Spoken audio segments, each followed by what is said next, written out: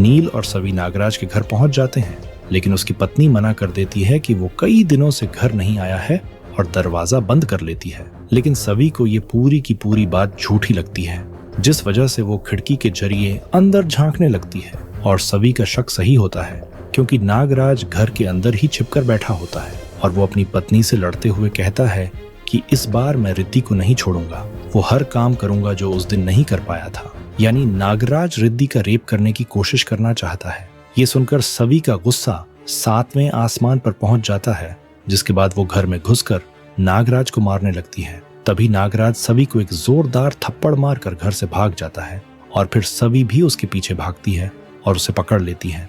लेकिन जब तक वो रिद्धि के बारे में उससे पूछती, तब तक मारुति अपने आदमी को भेजकर नागराज को गोली मरवा देता है। इस वजह से सवी फिर से बहुत ज्यादा दुखी हो जाती है और रोने लगती है। नील उसे मोटिवेट करता है और उस पर लगे खून के दाग को साफ करने लगता है।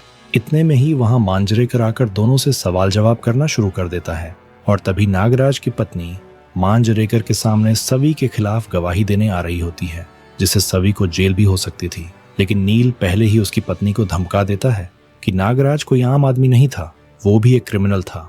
अगर तुमने सवी के खिलाफ गवाही दी तो तुम भी जेल जाओगी। जिसके बाद नागराज की पत्नी मांजरेकर को कुछ भी नहीं बताती, बल्कि वो तो ये कहने लगती है कि सवी तो नागराज को बचा रही थी।